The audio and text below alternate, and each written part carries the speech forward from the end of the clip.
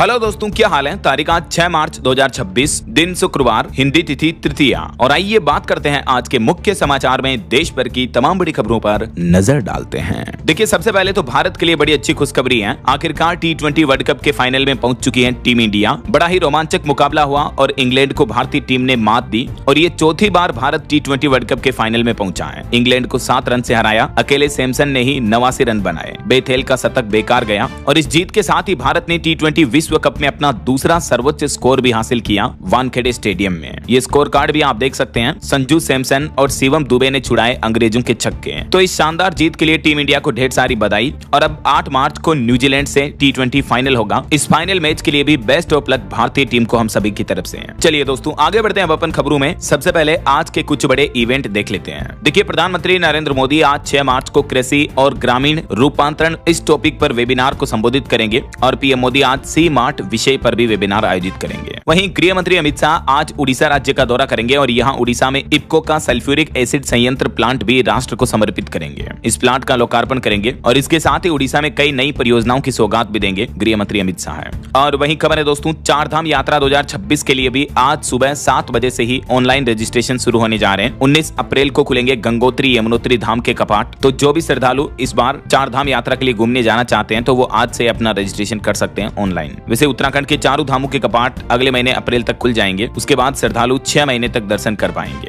और आज सुबह 7 बजे से रजिस्ट्रेशन शुरू होने जा रहे हैं। कैसे कर पाएंगे आप रजिस्ट्रेशन? तो आप इस ऑनलाइन पोर्टल के माध्यम से रजिस्ट्रेशन कर सकते हैं। और अच्छी बात यह है कि इस बार ऑनलाइन रजिस्ट्रेशन के लिए कोई शुल्क, कोई चार्ज आपको नहीं देना पड़ेगा। बिल्कुल फ्री रहेगा रजिस्ट्रेशन। और वहीं आज 6 मार्च को रमजान महीने का भी 16वां रोजा रखा जाएगा। और खबर है, देश की राष्ट्रपति द्रौपदी मुर्मू भी आज और कल 6-7 मार्च को पश्चिम बंगाल राज्य के दौरे पर रहेंगी। इस दरमियान दार्जिलिंग हिल फेस्टिवल का शुभारंभ भी करेंगी। देश के उपराष्ट्रपति भी 6 से 8 मार्च तक पूर्वोत्तर भारत के 3 राज्यों के दौरे पर जाएंगे। नागालैंड, मिजोरम और त्रिपुरा राज्य का दौरा करेंगे वो। और खबर है, भारतीय रिजर्व बैंक RBI ने एक बड़ा फैसला लिया। 29,000 करोड़ की सरकारी प्रतिभूतियों की नीलामी होगी। 6 मार्च को बोली लगेगी आज। वहीं आज महाराष्ट्र राज्य सरकार का बजट भी घोषित होने जा रहा। मुख्यमंत्री देवेंद्र फडणवीस बजट जारी करेंगे और इस बार के बजट में लाडली बहनों की स्कीम का पैसा 1500 से बढ़ाकर 2100 होने की भी संभावना है। वैसे तो महाराष्ट्र राज्य के ऊपर बहुत सारा कर्ज है, तो देखते हैं बढ़ते कर्ज के बीच लाडली बहनों को क्या और फंड मिलता है या नहीं। बजट में क्या क्या घोषणाएं की जाती हैं, जो भी अपडेट आएगा मैं आपको बता दूंगा दिन में अलग से वीडियो में। चलिए फिलहाल आगे बढ़ते हैं अपन खबरों में। सबसे पहले देख लेते हैं अमेरिका ईरान इजराइल युद्ध को लेकर कुछ बड़े अपडेट। देखिए, इस जंग को 6 दिन हो चुके हैं। हॉर्मुज रूट अभी बंद है। पश्चिम एशिया में तेल की सप्लाई भी बाधित है। एक्सपर्ट्स का मानना है कि और भी बड़ा संकट सामने आ सकता है। अभी तक अमेरिका, इजराइल और ईरान जंग में हजारों लोगों की मौत हो गई और ईरान ने भी जवाबी कार्रवाई में 9 देशों में 14 अमेरिकी बेस पर हमला किया। UN का तो कहना है कि खाड़ी के क्षेत्र में 35,000 लोग फंसे हुए हैं, अलग अलग देशों के हैं। और ईरान में तो मरने वालों का आंकड़ा भी बढ़कर 1230 पहुंच चुका है। वहीं अमेरिका इजराइल की ईरान से जंग के बीच कोलकाता दुबई फ्लाइट वापस शुरू हुई। स्पाइस जेट की UAE से दिल्ली मुंबई के लिए 13 स्पेशल फ्लाइट्स भी शुरू हो चुकी हैं। और जम्मू का श्रीनगर लगातार 5वें दिन भी बंद रहा कल। और इजरायली सेना ने ईरान में बैलिस्टिक मिसाइल ठिकानों पर भी हमला करने का दावा किया। नए युद्धकालीन दिशा निर्देश भी लागू हुए हैं। वहीं बॉलीवुड एक्टर सोनू सूद की एक नई पहल देखिए। दुबई में फंसे लोगों की मदद के लिए उन्होंने बड़ा कदम उठाया और उन्होंने एक वीडियो जारी करते हुए कहा कि इन युद्ध की स्थितियों में दुबई में फंसे लोगों को हम मुफ्त में ठहरने की सुविधा देंगे। मदद पाने के लिए बस आपको उनके सोशल मीडिया इंस्टाग्राम पर इस हैंडल पर DM करना है। ये ट्वीट भी किया उन्होंने, इस बारे में देख सकते हैं आप। और अगली बड़ी खबर देखिए, यूरोपीय देशों ने भी अब बड़ा फैसला लिया। ड्रोन हमले के बाद साइप्रस की ओर भेजेंगे नौसेना। ईरान के ड्रोन हमलों के बाद इटली ने भी अपनी नौसेना को डाइवर्ट किया। वहीं मिडिल ईस्ट में तनाव के बीच कच्चे तेल की कीमतों में भी 2% से ज्यादा की बढ़ोतरी देखने को मिली है। तो रिपोर्ट्स के मुताबिक भारत में भी आने वाले समय में पेट्रोल डीजल महंगा हो सकता है। और ईरान के प्रमुख सुप्रीम लीडर खामेनेई की मौत के बाद अब आखिर ईरान में नई सरकार किसकी बनेगी, तो इसको लेकर अमेरिकी राष्ट्रपति डोनाल्ड ट्रंप का ताजा बयान सामने आ रहा। वो बोले कि ईरान के नए नेतृत्व के चयन में मेरी भूमिका जरूरी है और नए नेतृत्व के रूप में मोजतबा खामेनेई को मंजूर नहीं किया जाएगा अमेरिका द्वारा। जो ईरानी सुप्रीम लीडर खामेनेई के बेटे हैं ना, तो उनका कहना कि उनका बेटा मंजूर नहीं होगा। ट्रंप बोले कि ईरान मेरे बिना सुप्रीम लीडर न चुने। सिलेक्शन में अमेरिका का रोल जरूरी होगा। अमेरिका के राष्ट्रपति डोनाल्ड ट्रंप की तरफ से अब ईरान में नई सरकार बनने पर भी हस्तक्षेप की मांग की है। और एक बड़ी खबर देखिए, भारत ने पहली बार खामेनेई की मौत पर ऑफिशियली शोक जताया। भारत के जो विदेश मंत्रालय के सचिव हैं विक्रम मिश्री, उन्होंने कंडोलेंस बुक पर साइन किया। वैसे तो उनकी मौत को काफी दिन हो चुके हैं, लेकिन अभी तक भारत की तरफ से शोक संवेदनाएं व्यक्त नहीं की गई थी, लेकिन अब भारत ने ऑफिशियली खamenei की मौत पर शोक प्रकट किया है। और वहीं देखिए, युद्ध के हालातों के बीच यूएई ने भी एक बड़ा फैसला लिया। जो संयुक्त अरब अमीरात हैं, जिसमें अबू धाबी, दुबई जैसे बड़े शहर हैं, वहां अब देश के सभी स्कूल यूनिवर्सिटी में पहले ब्रेक शुरू होगा। जब युद्ध के हालात खत्म होंगे तब छुट्टियों के बाद 23 मार्च से दोबारा स्कूल वगैरह खोले जाएंगे। ऐसा वहीं खबर देखिए, अमेरिका, इजराइल और ईरान युद्ध में राजस्थान जोधपुर के भी 120 लोग अब वापस अपने भारत लौटे। दुबई में कथा सुनने गए थे ये। अभी भी कई लोग दुबई में फंसे हुए हैं। वैसे देखिए आप, ईरान इजराइल जंग के बीच पंजाब के कारोबारी दोहा में फंसे हुए हैं। युद्ध के बीच इजराइल में भी फंसे हुए हैं उत्तर प्रदेश के तकरीबन 6000 मजदूर। इनका कहना है कि सायरन बजते ही हम बंकर में घुस जाते हैं। हालांकि वहां के मंत्री बोले कि हम मजदूरों की सुरक्षा करेंगे, लेकिन फिर भी डर तो लगता ही है। वहीं खबर है कि अमेरिका ने ईरान के मोबाइल मिसाइल लॉन्च ट्रक को भी उड़ा दिया। और इस बीच अमेरिकी राष्ट्रपति डोनाल्ड ट्रंप का कहना है कि अभी ईरान के पास 11 परमाणु बम बनाने जितना यूरेनियम पड़ा है। व्हाइट हाउस की तरफ से यह दावा किया गया। तो ये दोस्तों युद्ध के हालात चल रहे हैं। और चलिए आगे बढ़ते हैं अपन खबरों में। देखिए अगला अपडेट, रायसीना डायलॉग समिट को पीएम मोदी ने संबोधित किया, उद्घाटन किया। इसमें 110 देशों के प्रतिनिधि हिस्सा ले रहे हैं। और वहीं पीएम मोदी ने फिनलैंड के राष्ट्रपति के साथ भी बैठक की। उसके बाद दिल्ली में ज्वाइंट मीडिया कॉन्फ्रेंस की। अभी आपको पता होगा फिनलैंड के राष्ट्रपति भारत दौरे पर आए हुए हैं। और इस दरमियान अपने संबोधन में पीएम मोदी ने कहा कि इजराइल ईरान जंग जल्द ही खत्म होनी चाहिए। सैन्य संघर्ष किसी भी समस्या का समाधान नहीं है। भारत फिनलैंड के रिश्तों को लेकर भी प्रधानमंत्री नरेंद्र मोदी ने कहा कि भारत और फिनलैंड साझा मूल्यों वाले लोकतांत्रिक देश हैं। और इस दरमियान दोनों देशों के बीच रणनीतिक साझेदारी पर भी सहमति बनी, जिसमें डिजिटलाइजेशन, सस्टेनेबिलिटी, शिक्षा, उच्च तकनीक समेत कई क्षेत्रों में दोनों देशों ने सहयोग बढ़ाने पर सहमति जताई। भारत फिनलैंड ने पर्यावरण सहयोग समझौता ज्ञापन का भी नवीनीकरण किया। और एक अच्छी खबर है कि यूएन सुरक्षा परिषद में भी भारत की स्थायी सदस्यता पर फिनलैंड ने समर्थन दिया। फिनलैंड के राष्ट्रपति स्टब बोले कि नई वैश्विक व्यवस्था में भारत की बड़ी भूमिका होगी। और इस दरमियान दोनों नेताओं ने वैश्विक सुरक्षा, यूक्रेन युद्ध, पश्चिम एशिया तनाव और शांति के प्रयासों पर भी चर्चा की। चलिए अगली खबर देखिए, सोना चांदी के भाव पर अपडेट आ रहा। दुनिया में बढ़ते युद्ध और तनाव के बावजूद भी चांदी 2 दिन में 26,000 रुपए सस्ती हुई। और अभी चांदी का भाव 2,64,000 रुपए प्रति किलो चल रहा। 10 ग्राम सोना भी 7,000 रुपए टूटकर 1,62,000 रुपए प्रति 10 ग्राम चल रहा है। और भी अलग अलग कैरेट के हिसाब से गोल्ड का प्राइस आप देख सकते हैं। चलिए टेक न्यूज से खबर आ रही। एप्पल कंपनी ने लॉन्च किया अपना सबसे सस्ता लैपटॉप मैकबुक नियो, जिसकी शुरुआती कीमत 69,990 है। इसमें आईफोन वाली A18 प्रो चिप मिलेगी। 11 मार्च से ही कंपनी इसकी सेल शुरू करने जा रही है। वहीं खबर है, वियतनाम और जापान के लिए भी नई उड़ानें शुरू करेगी एयर इंडिया कंपनी। टाटा समूह की विमान सेवा कंपनी ने यह घोषणा की है। और सुप्रीम कोर्ट का एक बड़ा फैसला देखिए, भरण पोषण न देने पर सुप्रीम कोर्ट ने कड़ा आदेश दिया। पति के वेतन से यानी तनख्वाह से कटेगा 25,000 रुपए। एक पति पत्नी के तलाक मामले पर सुप्रीम कोर्ट ने यह अहम फैसला सुनाया, क्योंकि पति अपनी पत्नी को गुजारा भत्ता, भरण पोषण भत्ता नहीं दे रहा था। तो सुप्रीम कोर्ट ने सीधा आदेश देते हुए कहा कंपनी को कि पति के खाते से हर महीने 25,000 काटे और उन्हें पत्नी के अकाउंट में जमा करें। सुप्रीम कोर्ट का यह फैसला बहुत ही महत्वपूर्ण है, क्योंकि पहली बार सुप्रीम कोर्ट ने इस तरह का डायरेक्ट आदेश दिया जिस कंपनी में पति काम करता है उस कंपनी को। चलिए अगला अपडेट देखिए, ऑटो इंडस्ट्री से एक रिपोर्ट सामने आ रही कि भारत में फरवरी महीने में, बीते महीने मतलब, रिटेल वाहन बिक्री 25.5% से भी ज्यादा बढ़ी, 24 लाख यूनिट पहुंची। और बड़ा प्रशासनिक फेरबदल देखिए, बिहार, हिमाचल, बंगाल समेत देश के कई राज्यों के राज्यपाल बदले गए। राजधानी दिल्ली में भी नए एलजी नियुक्त हुए। विनय कुमार सक्सेना लद्दाख भेजे गए। टोटल देश के 7 राज्यों के राज्यपाल में बदलाव किया। दिल्ली, लद्दाख के एलजी बदले, बंगाल के राज्यपाल ने इस्तीफा दिया। RN रवि अब नए गवर्नर होंगे। हालांकि इस फैसले पर ममता बनर्जी ने कहा कि यह केंद्र सरकार का एक तरफा फैसला है, लेकिन पश्चिम बंगाल के राज्यपाल ने तो खुद ही इस्तीफा दे दिया। तो इस घटना से बंगाल में विधानसभा चुनाव के बीच सियासी हलचल भी बढ़ गई। बंगाल के राज्यपाल CV आनंद बोस ने इस्तीफा दिया। अब तमिलनाडु के राज्यपाल RN रवि को बंगाल की कमान मिली है, यानी ये अब बंगाल के नए राज्यपाल होंगे। इसके अलावा लद्दाख के उपराज्यपाल कविंद्र गुप्ता ने भी इस्तीफा दिया। VK सक्सेना नए LG बनाए गए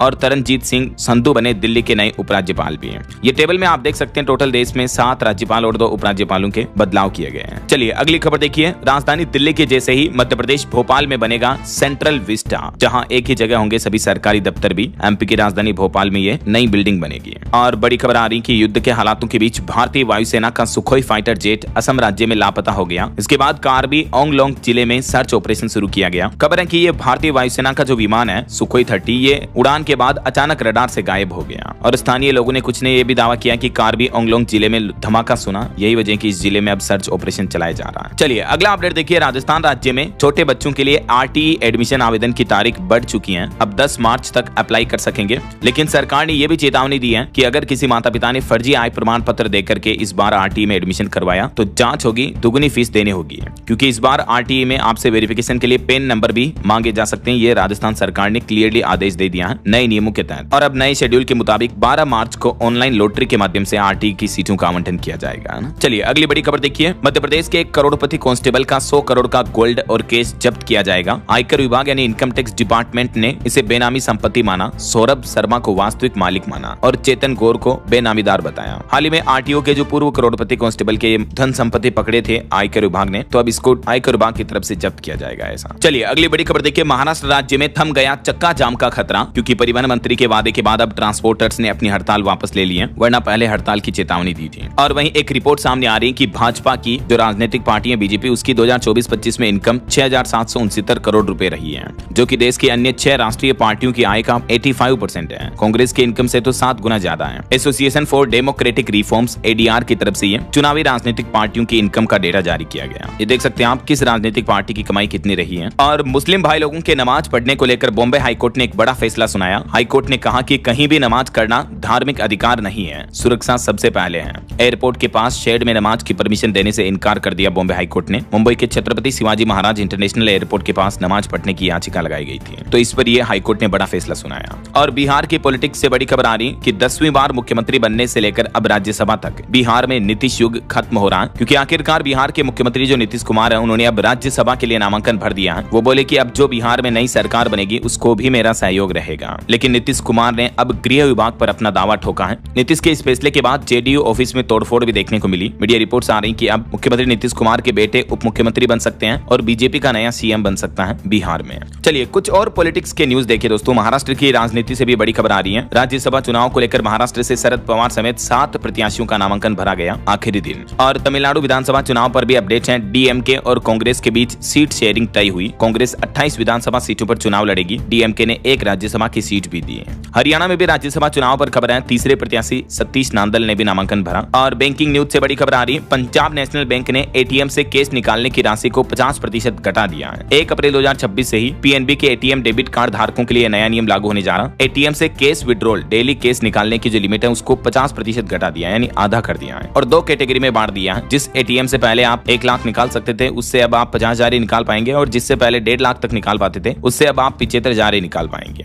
ये देख सकते हैं आप किस किस तरह के डेबिट कार्ड पर पीएनबी अब कितनी लिमिट लगाएगा। और भी पंजाब नेशनल बैंक खाताधारकों के लिए कुछ नए नियम है और 1 अप्रैल से लागू होने वाले न्यू रूल्स की जानकारी अगर आप विस्तार से देखना चाहते हो तो कल शाम को मैंने डीएलएस न्यूज चैनल के ऊपर अलग से वीडियो डाला है, इसमें देख लीजिएगा आप, ठीक है ना। चलिए फिलहाल आगे बढ़ते हैं खबरों में। देखिए आप, केंद्रीय कृषि मंत्री शिवराज सिंह चौहान ने बड़ी घोषणा की। वो बोले कि टॉपर्स स्टूडेंट को 51,000 रुपए तक की सम्मान राशि देंगे। उनके 66वें जन्मदिन पर उन्होंने 5 संकल्प लिए हैं। फ्री मामा कोचिंग शुरू की जाएगी और 8 विधानसभाओं में मुफ्त मोबाइल हॉस्पिटल भी शुरू किए जाएंगे। मध्य प्रदेश भोपाल में उन्होंने पौधारोपण किया अपने जन्मदिन पर और इस दरमियान मध्य प्रदेश को लेकर भी ये बड़ी घोषणाएं की। वो बोले कि आज 5 संकल्प ले रहे हैं, पर्यावरण, सेवा, सहायता, शिक्षा और प्रतिभा प्रोत्साहन से जुड़े हैं। और इस दरमियान उन्होंने बड़ी घोषणा की, कहा कि 10वीं 12वीं के टॉपर्स को 51, 31 और 21,000 रुपए की सम्मान राशि दी जाएगी। चलिए अगली खबर देखिए। राजस्थान के उदयपुर में तोप गरजे, गोलियों की तड़तड़ाहट से पूरा इलाका सहम गया। आधी रात 451 साल पुरानी परंपरा निभाने जुटे हजारों लोग। बारूद की होली खेली गई। अभी जो होली का त्योहार निकला, इस मौके पर जो धुरंडी में रंगों की होली खेली जाती है, लेकिन राजस्थान का ये जो उदयपुर है, यहाँ मेनारिया ब्राह्मण समाज ने बारूद की होली खेली है। ये इनकी मतलब काफी पुरानी ट्रेडिशनल है, परंपरा है ऐसा। और खबर है कांग्रेस से प्रियंका गांधी अभी छुट्टियां मनाने हिमाचल प्रदेश शिमला पहुंची हैं। कुछ दिन वो अपने घर ठहरेगी, उसके बाद दिल्ली लौटेगी। उनकी सुरक्षा भी बढ़ाई गई। और क्रिकेटर सचिन तेंदुलकर के बेटे अर्जुन की शादी हुई। सानिया चंडोक के साथ मुंबई में फेरे लिए उन्होंने। इस शादी में अमिताभ अंबानी, जय शाह भी पहुंचे, धोनी, द्रविड़ भी शामिल हुए। ये तस्वीरें आप देख सकते हैं शादी की। और खबर है उत्तर प्रदेश में चुनाव आयोग ने बड़ा एक्शन लिया। यूपी में 6 प्रत्याशियों के 3 साल तक चुनाव लड़ने पर रोक लगा दी है, नियमों का उल्लंघन करने के चलते। कौन कौन से प्रत्याशियों को अयोग्य घोषित किया गया है, देख सकते हैं आप जानकारी। और वहीं शराब पर एक चौंकाने वाली रिपोर्ट सामने आ रही कि भारत में महंगे शराब की मांग दिनों दिन बढ़ती जा रही है और जल्द ही भारत में नए इंटरनेशनल ब्रांड भी आएंगे। नई अंतर्राष्ट्रीय ब्रांड की शराब भी भारत में आपको और देखने को मिलेगी। बहरहाल अभी तो अपन कुछ और महत्वपूर्ण और काम की खबरें देखेंगे दोस्तों, लेकिन फिलहाल वक्त तो चला है आज के ताजा मौसम समाचार जानने का। और हाँ, एक छोटी सी रिक्वेस्ट आपसे ये है कि अगर आप डीएलएस न्यूज चैनल से अभी तक भी जुड़े नहीं हो तो जुड़ जाइए, चैनल को सब्सक्राइब करके बेल आइकन जरूर दबा दीजिए और इस वीडियो पर एक लाइक और शेयर भी कर देना, ताकि आपको रोजाना की ताजा खबरें, महत्वपूर्ण मुख्य समाचार, काम के न्यूज अपडेट सबसे पहले आपके मोबाइल पर मिलते रहेंगे। ओके, और चलिए बिना टाइम वेस्ट किए सीधा आगे बढ़ते हैं मौसम अपडेट में। देखिए राजस्थान में तापमान 40 डिग्री के करीब पहुंचा। मध्य प्रदेश में भी 37 डिग्री चल रहा है। यहाँ तक कि उत्तराखंड में भी 30 डिग्री से ज्यादा चल रहा तापमान देखिए आप। हालांकि उत्तराखंड, हिमाचल वगैरह इन पहाड़ी राज्यों में बारिश बर्फबारी की संभावना है। हरियाणा में भी टेम्परेचर 33 डिग्री चल रहा है। मध्य प्रदेश के अधिकतर जिलों में 37 डिग्री के पार पहुंच गया। दिन का टेम्परेचर सामान्य सामान्य से 3 डिग्री ज्यादा चलना है। राजस्थान में तो 40 के करीब पहुंचा। अचानक गर्मी बढ़ने लगी ठंड खत्म होने के तुरंत बाद ही। और अभी मार्च में ही राजस्थान में तो हीट वेव का भी अलर्ट जारी कर दिया मौसम विभाग ने। छत्तीसगढ़ में भी मार्च में मई महीने जैसी तपिश देखने को मिल रही है। रायपुर में 37 डिग्री पारा चल रहा है। हरियाणा के भी 7 शहरों में तापमान काफी ज्यादा गर्म है। और पहाड़ी राज्य उत्तराखंड में अब अगले 3 दिन और तपिश बढ़ेगी। हालांकि 8 से 10 मार्च तक फिर पहाड़ों में बर्फबारी की संभावना है। आज और कल 6-7 मार्च को भी जम्मू, लद्दाख, हिमाचल और उत्तराखंड के कुछ इलाकों में बारिश बर्फबारी हो सकती है। बाकी तो मौसम शुष्क रहेगा और दक्षिणी भारत के इन राज्यों में कोहरा भी देखने को मिल सकता है, गुजरात, गोवा, आंध्र प्रदेश वगैरह में। चलिए मौसम के बाद कुछ मार्केट अपडेट्स पर नजर डाल लेते हैं। देखिए आखिरकार बड़ी गिरावट के बाद भारतीय शेयर बाजार में रिकवरी देखने को मिली। सेंसेक्स 900 अंक चढ़ा और 80,016 पर बंद हुआ। और खबर है बैंक ऑफ बड़ौदा ने भी घरेलू बाजार से ग्रीन इंफ्रा बॉन्ड से जुटाया 10,000 करोड़ रुपए का फंड। वहीं नीरव मोदी के दोनों भाई निहाल और निशाल को कोर्ट ने नोटिस जारी किया। 23,780 करोड़ के पंजाब नेशनल बैंक घोटाले में भगोड़ा घोषित करने की प्रक्रिया शुरू हुई। नीरव मोदी को 7 मई तक जवाब भी मांगा है कोर्ट ने इसको लेकर।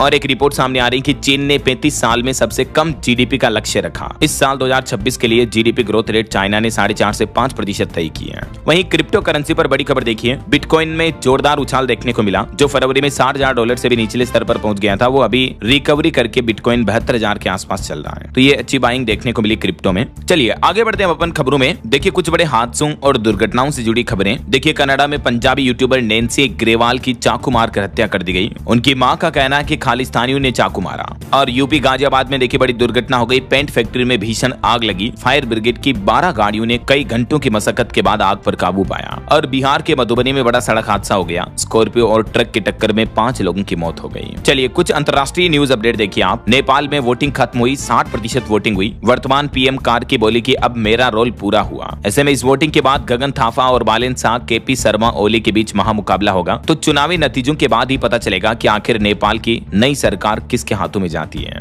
और वहीं देखिए अमेरिकी राष्ट्रपति डोनाल्ड ट्रंप को भी बड़ा झटका लगा। अब कंपनियों को वापस मिलेगा टैक्स का पैसा। अमेरिका की कोर्ट ने एक बड़ा फैसला सुनाया है। जो डोनाल्ड ट्रंप ने हाल ही में भारी भरकम टैरिफ लगाए थे, तो उस मामले पर न्यूयॉर्क कोर्ट ने फैसला सुनाया और कहा कि कंपनियां रिफंड की हकदार हैं, उन्हें वापस रिफंड का पैसा दिया जाएगा। और वहीं भारत के पड़ोसी देशों में जो पाकिस्तान अफगानिस्तान में जंग चल रही है, इस पर पाकिस्तान का कहना है कि हमने लगभग सभी टारगेट हासिल कर लिए हैं। पाकिस्तान ने अफगानिस्तान संघर्ष पर जीत का भी दावा ठोका है। चलिए आगे बढ़ते हैं खबरों में। देखिए आप पॉल्यूशन पर एक चौंकाने वाली रिपोर्ट सामने आ रही कि राजस्थान में भी राजधानी की हवा पर संकट छाया। PM10 में 40% कमी का लक्ष्य तय किया अभी राजस्थान सरकार ने। राजस्थान की राजधानी जयपुर में भी प्रदूषण लोगों के स्वास्थ्य के लिए गंभीर चुनौती बनता जा रहा है। वहीं राजस्थान में जर्जर स्कूलों की बिल्डिंग्स की जो हालत है, उस पर भी सरकार को फिर से कोर्ट ने फटकार लगाई। मुख्य सचिव से शपथ पत्र भी मांगा। और खबर है उत्तर प्रदेश में भी NCERT की कक्षा 8वीं की किताब पर सख्त आदेश जारी हुआ। विद्यालय में इस किताब के प्रयोग न करने के निर्देश जारी किए गए। और असम राज्य में भी चुनाव से पहले बड़ा प्रशासनिक फेरबदल देखने को मिला। सरकार ने 15 वरिष्ठ अफसरों के तबादले किए हैं। और बड़ी खबर देखिए भारतीय रिजर्व बैंक RBI ने इस बैंक का लाइसेंस रद्द कर दिया। अब ना पैसे जमा कर सकेंगे, ना ही बैंकिंग सुविधा मिलेगी ग्राहकों को।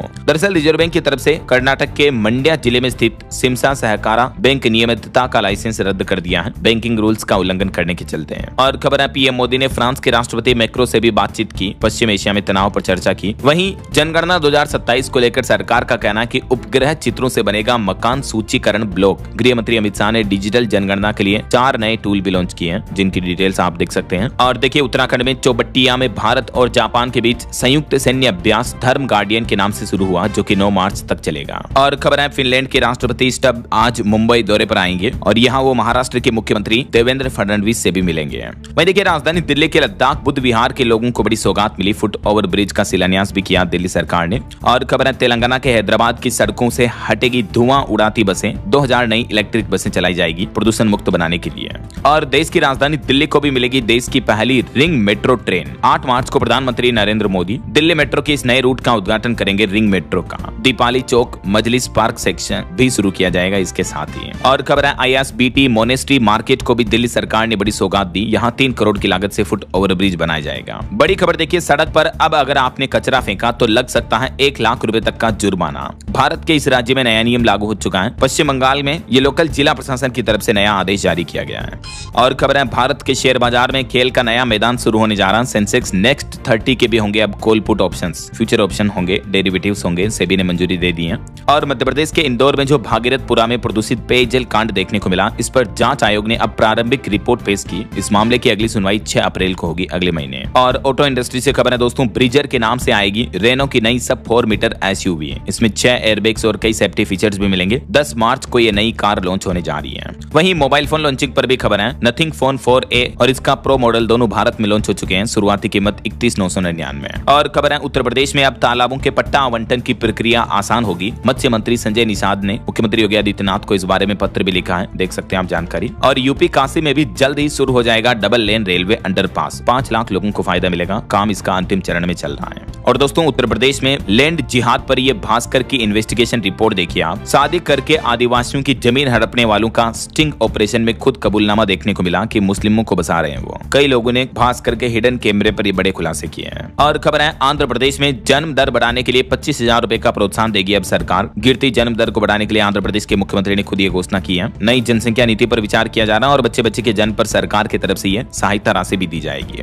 वहीं महाराष्ट्र में मतांतरण यानी धर्म परिवर्तन से पहले 60 दिन का नोटिस देना होगा। महाराष्ट्र सरकार की कैबिनेट बैठक में धर्म स्वतंत्रता अधिनियम 2026 के मसौदे को मंजूरी दे दी गई है। अब कोई भी व्यक्ति अगर अपना धर्म परिवर्तन करना चाहता है, जैसे हिंदू से मुस्लिम में या मुस्लिम से हिंदू में जाना चाहता है, तो इससे पहले आपको गवर्नमेंट को 60 दिन पहले नोटिस देना होगा ऐसा। और एक चौंकाने वाली रिपोर्ट आ रही कि जम्मू कश्मीर में आतंकी घुसपैठ का खतरा बढ़ा। सीमा पार नए लॉन्चिंग पैड सक्रिय हुए। खुफिया अलर्ट भी जारी किया सुरक्षा एजेंसियों ने। वहीं उत्तर प्रदेश के 3300 से ज्यादा किसानों को मिलेंगे कृषि यंत्र। ई लॉटरी से होगा चयन। यूपी की योगी सरकार की तरफ से बड़ी घोषणा की गई है। इस ऑनलाइन पोर्टल के माध्यम से किसान भाई लोग आवेदन कर सकते हैं। और खबर है भारत से चोरी की गई करोड़ों की मूर्ति इंग्लैंड म्यूजियम ने वापस लौटाई। ऑक्सफोर्ड यूनिवर्सिटी के द्वारा ये मूर्ति लौटाई गई, जो कि तमिलनाडु के इस मंदिर में लगाई जाएगी। देख सकते हैं आप ये मूर्ति की तस्वीर भी। चलिए कुछ और स्टेट न्यूज अपडेट देख लेते हैं फटाफट से। देखिए राजस्थान के मुख्यमंत्री भजनलाल सरकार ने बड़ा फैसला लिया। अजमेर जिले में नियम के विरुद्ध पट्टों के मामले में दोषियों पर होगी कड़ी कार्रवाई। और राजस्थान की यह घटना देखिए, एक जज की पत्नी को ट्रेन के टॉयलेट में हार्ट अटैक आया और मौत हो गई।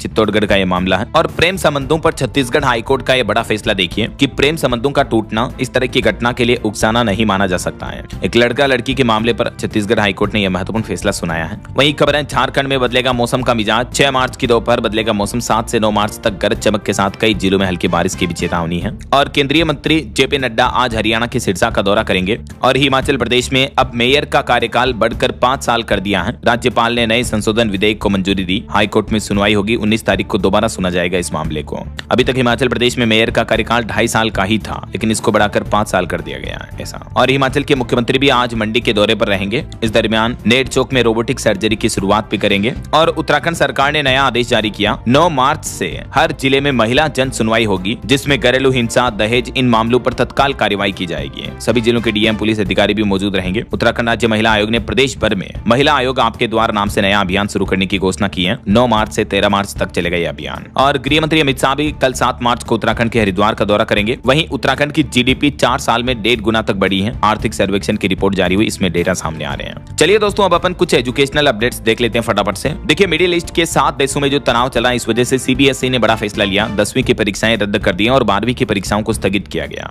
11 मार्च तक 10th बोर्ड एग्जाम रद्द रहेंगे अब। वहीं इंडियन एयरफोर्स में अग्निवीर वायु भर्ती के लिए आवेदन फिर से शुरू हो चुके हैं। पंजाब आंगनवाड़ी में भी 6000 वैकेंसी हैं। उड़ीसा पुलिस में भी 800 ओपनिंग्स चल रही है। कुछ और सरकारी नौकरियों की डिटेल्स जानकारी आप देख सकते हैं स्क्रीन पर। अलग अलग डिपार्टमेंट और स्टेट्स में ये गवर्नमेंट जॉब्स निकली हुई है। वहीं राजस्थान में आरएएस 2024 के आज से शुरू होंगे 7वें चरण के इंटरव्यू। और सीयूईटी यूजी की परीक्षाएं भी आज से शुरू होने जा रही है। यूपी पुलिस एसआई एग्जाम की सीटी स्लिप भी आज जारी होगी। और सीआईएसएफ ने बड़ी घोषणा की, कहा कि हर साल 14,000 कर्मी भर्ती किए जाएंगे। दिल्ली मेट्रो के 70 लाख यात्रियों समेत 1 करोड़ लोगों की सुरक्षा का भी जिम्मा है सीआईएसएफ के पास। और भारतीय स्टेट बैंक एसबीआई ने भी युवाओं के लिए बड़ी घोषणा की। एसबीआई मेगा भर्ती अभियान शुरू करने जाना। खुद स्टेट बैंक के चेयरमैन बोले कि हर साल 16,000 नए कर्मचारियों को जोड़ने का लक्ष्य रखा है स्टेट बैंक में। तो इससे युवाओं को बैंकिंग सेक्टर में अच्छी खासी जॉब्स मिलेगी। देख सकते हैं आप डिटेल्स भी। ओके, और चलिए अंत में आज के राशिफल पर नजर डाल लेते हैं। देखिए वृश्चिक राशि वालों को धन लाभ मिलेगा। मेष राशि वालों को तनाव से राहत मिलेगी। और कुंभ राशि वालों के स्थान परिवर्तन की भी संभावना है।